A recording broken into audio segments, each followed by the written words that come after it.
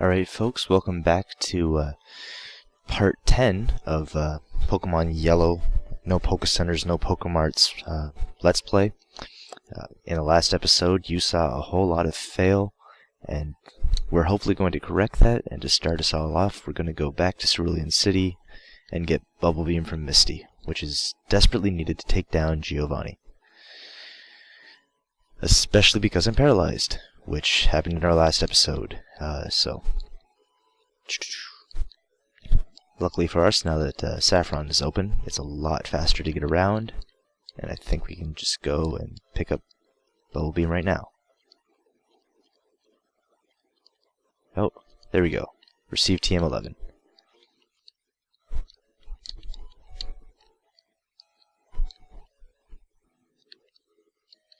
And, as I was saying in the last episode, getting that paralysis off can only happen in one of two ways. I either have to let Nidoking die and use a rare candy to revive him, use a revive or a max revive, or heal it off with a full heal. And the fact that there is only one full heal available in the entire game definitely hurts me. I guess a full restore also is just as effective, but I do not want to use another full restore this early. And the fact that we had to use a full restore earlier in the run definitely is coming back to bite us. So here we go. We'll teach Bubble Beam to Nidoking.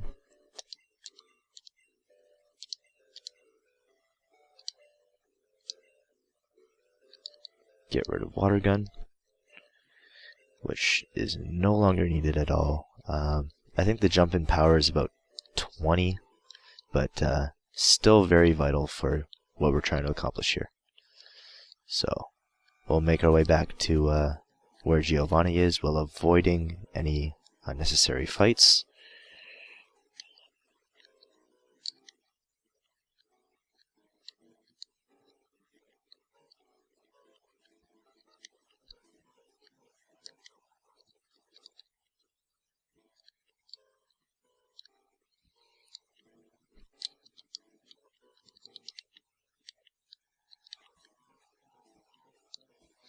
Alright, so here we go. I think other than his paralysis, Welker's all healed up, and he's good to go.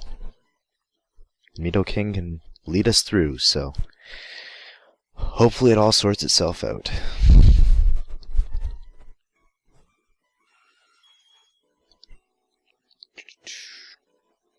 So now we'll Bubble Beam the Onyx. Take care of him.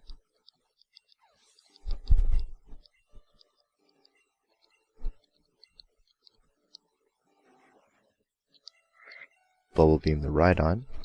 Hopefully after... Oh, sweet. Horn Attack only hits once. I, for some reason, thought it was a multi-hit move. But yeah, things like Onyx and Rhydon are faster than me right now, which definitely is not fun. It's meaningless damage that I otherwise wouldn't have taken.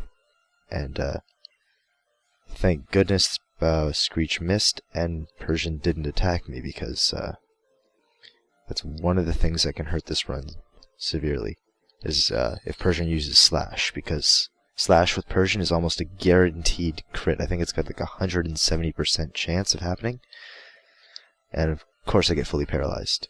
Okay, Bite isn't too bad, as long as it doesn't crit, which of course it no doubt does, because it's Persian. Like, I hate the crit mechanics in Gen 1. It's so brutal. So, here we go. Taking care of what we need to. Grabbing the Soph Scope. And, oh, did I pick up that thing that was over here? Yeah, I believe I did. Alright. So now that that's all somewhat sorted out, we can make our way back to Pokemon Tower. There is a mechanic in Gen 1 where you could use a Pokédoll to skip getting the Sylph Scope altogether, but you have to buy a Pokédoll. There are no free Pokédolls that you can find, so we have to go through the game corner, and unfortunately we had to get paralyzed. Just part of the run, and it's just more legitimate if the hex happens, so we're just gonna roll with it and see if we can get past it. So, we're slowly making our way back to Pokemon Tower now. Overall, I think we're doing fairly well in the run. Hiccups here and there, but nothing too brutal.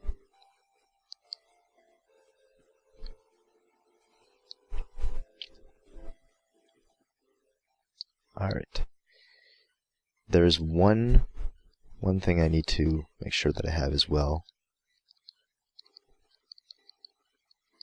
And I believe... What's Nidoking at? Alright. I believe it's time for Thrash to get removed from our moves. It's sad to see Thrash go, but unfortunately, it's just not going to cut it. So, no, because we're paralyzed, I can't afford to face additional trainers. I'm just going to have to try and get through as much as I can, even though I'd much rather have Thrash do something with its remaining 3 PP.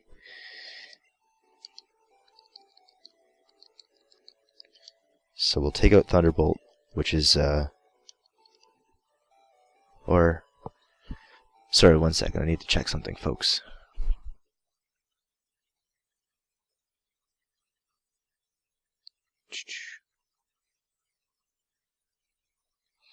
Okay, I'm back. And, the thing that I needed to check was the fact that, I do not need Thunderbolt right now. Thunderbolt is actually needed for a later fight. So, just one small mix-up. No worries.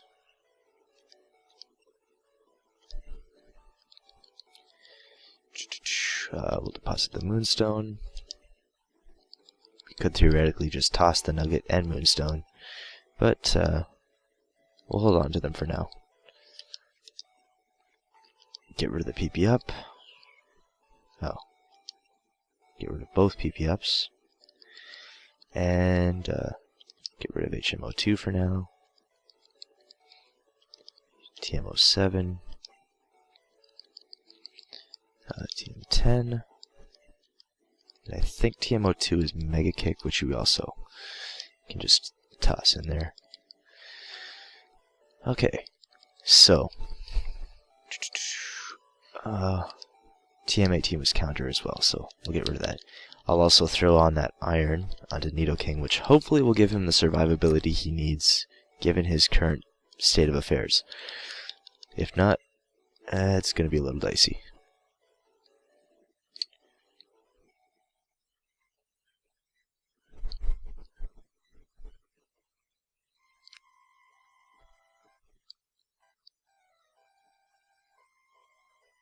Alright, here we go, folks. This fight here, as far as being paralyzed, is actually really brutal on the run.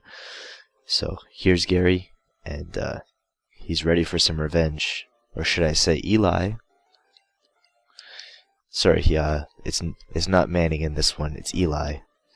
But basically the same guy, as far as we're concerned. So let's take him down. Hopefully this Fearow doesn't Fury attack me to death. Oh, Growl definitely hurts. I would much rather that not be on there. And that's one of the reasons why.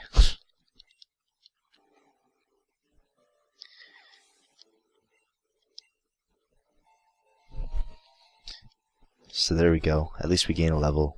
Magnemite is about to come out, and simply because of that Leer and the Growl, I'm somewhat hesitant to stay in here. So I'm gonna switch out to Bulbasaur here. We're gonna sack him.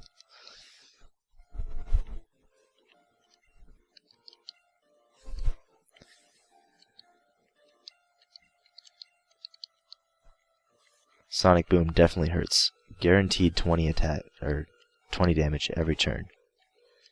And of course Growl does nothing to it, so Bulbasaur had to die there unfortunately, but them's the breaks. Hopefully Magnemite doesn't Sonic Boom us, as that will severely hurt, and there we go. Of course he's gonna Sonic Boom us. At least we get some HP restored with Leech Seed, but definitely not fun. So there we go. Take out Magnemite. Shelter is also another iffy part here. If I do not KO, it's gonna be rough, because I think he's got Aurora Beam or something. Okay, so he just decided to withdraw twice, and great. Okay, he just decides to withdraw 3 times, and hopefully Double Kick can do its work, which it does. Sweet. So far we're in pretty good shape. Nothing to argue with here. Hopefully we can make it through the rest of this fight. Slash, it's gonna hurt. Oh, sweet. And I got paralyzed. Stupid. 2 crits and 2 fully paralyzed. Frig, that kills. Sandslash is owning us right now.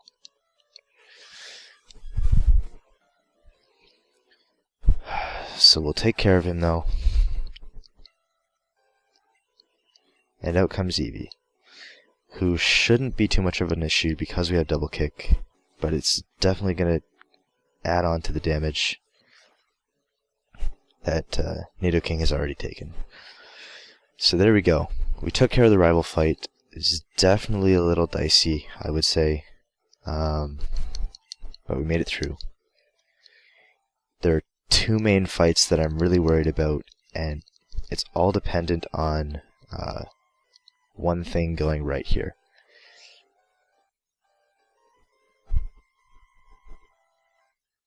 So what we will do is, I don't think there's any items there. We'll skip this floor here, because we can. And being paralyzed is definitely not something that we want Welker dealing with. If he gets trapped by a ghost, that's also just as bad. So, for now,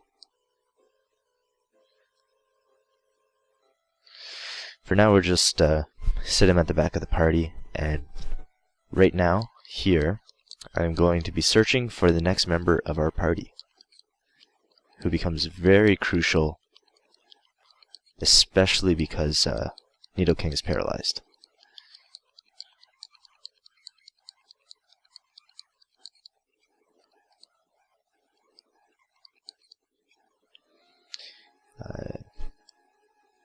I'm gonna keep looking.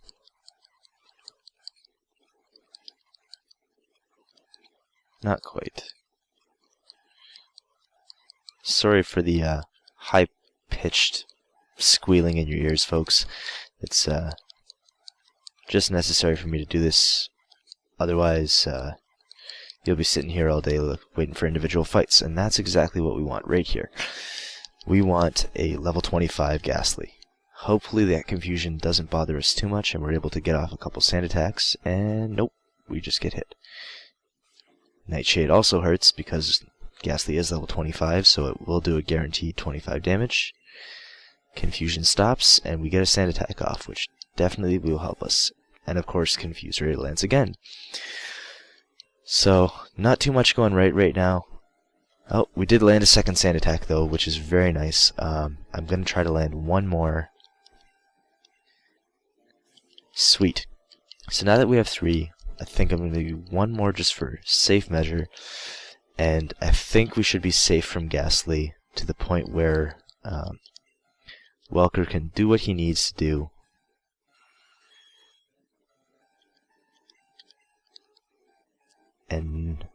not kill with Bubble Beam. I'm fairly sure that's what he needs to do. There we go, that's perfect. And we're going to toss a Great Ball, and hopefully one of these two Great Balls will hit and will catch Ghastly. Perfect. So Ghastly has a ton of HP left because we didn't have to damage it too much. And Ghastly is going to be named Ocho Cinco because he was an absolute ghost this year. He didn't really make too much of an impact, but I'm totally predicting him to make some sort of impact in the Super Bowl. Like I said, I don't know exactly when this episode is going up, so keep in mind that this is recorded prior to the events of the Super Bowl between the Giants and the Patriots. So now that we have Gengar, we want to teach it... Oh crap, I deposited that, didn't I? We want to teach it Psychic, the TM that we got for free.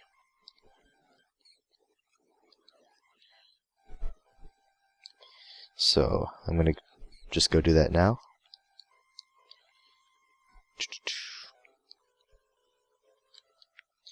And I think that's where I'm going to end things off in this episode. In our next episode, just look forward to Ghastly training on his fellow Pokemon until he basically becomes a Haunter. So that's what you guys can look forward to in the next episode. And we'll see how well Ghastly fares, or Ocho Cinco, I guess. Anyways, guys, I hope you enjoyed this episode. Once again, a lot of hacks, a lot of missing. It's just part of playing legit. So, I'll see you guys next time. Peace.